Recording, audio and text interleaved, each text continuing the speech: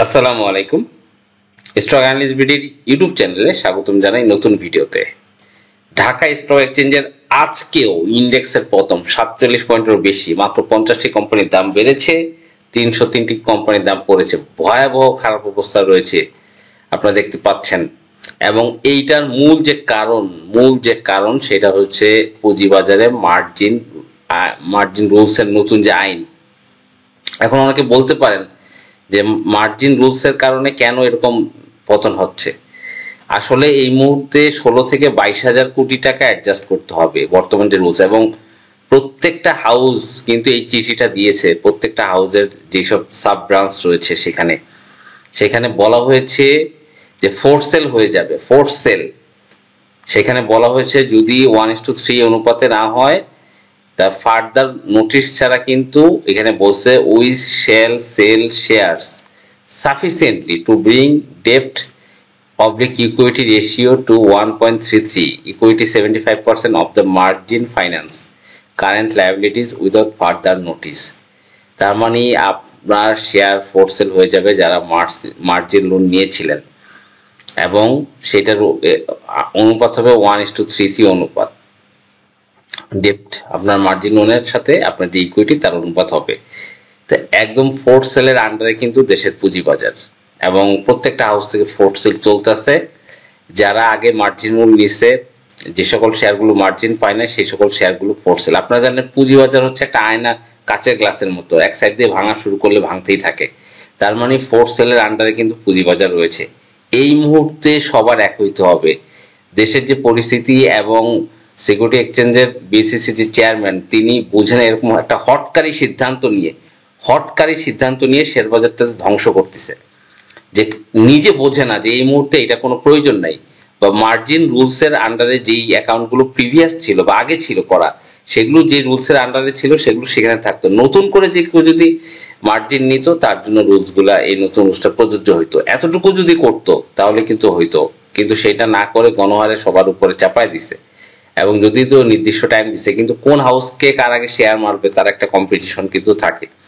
সেই কারণে পুঁজিবাজারের অবস্থা কিন্তু বেহাল দশা। এবং বর্তমান সরকার, এই যে অর্থ উপদেষ্টা এবং এই অর্থ উপদেষ্টা কি বলবো, গভর্নর সাহেব রয়েছেন, ওনারা এমন আইন করতেছেন, এই যে 5টা ব্যাংকে ভ্যানিশ করে দিছে। এবং শুধু তাই না, মার্জিন রুল নিয়ে যে একটা ঝামেলা চলতেছে, অস্থিরতা এবং দেশের রাজনৈতিক পরিস্থিতি, আমি বলবো যত দ্রুত নির্বাচন হবে তত দ্রুত পুঁজিবাজার ঠিক হবে, এর আগে ঠিক হবে না। কারণ বর্তমান সিকিউরিটি এক্সচেঞ্জের কমিশনের প্রধান সবাই কিন্তু শেয়ার বাজার ধ্বংস করার পিছনে আছে, এবং সবাইকে এক হইতে হবে। এই মার্কেটের কেউ যদি সাপোর্ট খোঁজার চেষ্টা করেন তার জন্য হবে বোকামি। বর্তমান 4,600 সাপোর্ট টিকবে কিনা সন্দেহ, এবং এরকম ফোর্স সেল যদি বাজারে চলতে থাকে 3,500 হইল সাপোর্ট, যদি ফোর্স সেল বাজারে চলতে থাকে। এবং এই যে 16 থেকে 22,000 কোটি টাকা অ্যাডজাস্ট করতে হবে ফোর্স সেলের মার্জিন রুলসে, যে ফোর্স সেল, এই টাকাটা অ্যাডজাস্ট করতে করতে পুঁজিবাজারের অবস্থা একদম নাজেহাল হয়ে যাবে। এই জন্য এটা বাঁচাইতে সবাইকে আগে আসতে হবে, কারণ প্রত্যেকটা হাউসে কিন্তু ফোর্স সেলের কথা বলে দিছে যে তারা বিনা নোটিশে শেয়ার সেল করে দেবে, যে we shall sell share sufficiently to bring. তা প্রত্যেকটা হাউসে যদি শেয়ার এভাবে সেল হইতে থাকে, তা এভাবে তো সব ধাপ সেল হবে, এবং মার্কেটের কি অবস্থা হবে। তাই সবাইকে কিন্তু আন্দোলনে এক হইতে হবে, এবং সবাইকে একসাথে এই কাজে সহযোগিতা করতে হবে।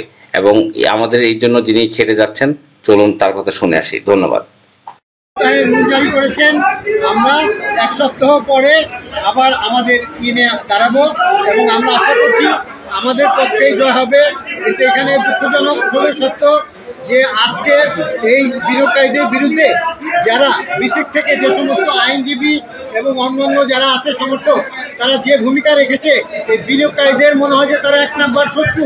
এই বিনিয়োগকারীরা আরো নিঃশেষ হয়ে যাক, এই ধরনের কথা তারা বলেছে। আমি কথা বলার চেষ্টা করেছিলাম, আমি শুধু আমার পোর্টফোলিওটা দিয়েছি যে আমার পেনশনের টাকা জিরো করেছে ফোর্সেলের মাধ্যমে। এই ফোর্সেল, এই দুর্নীতি, এইগুলো সব বন্ধ করা হোক, এই মার্জিন রুল স্থগিত করা হোক।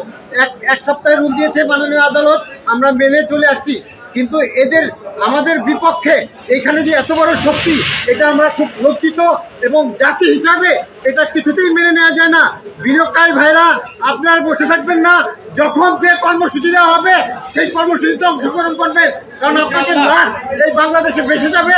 তারপরে আপনাদের এই শত্রু জালিয়াত শোষক শ্রেণী, এই শাসন, আওয়ামী লীগের দোষর, স্বৈরাচারের দোষর, এরা সবসময় তৎপর। এরা 2-4 জন যে শক্তি দেখিয়েছে আজকে আদালতে, আমরা অবাক হয়ে গেছি যে কোনো ক্রমে এগুলো মেনে নেওয়া যায় না। তারা পারলে আমাদের হাতটি ভেঙে দিবে, এই সমস্ত কথা বলে এই আইন আদালত থেকে। এটা হতে পারে না, এটা হতে পারে না।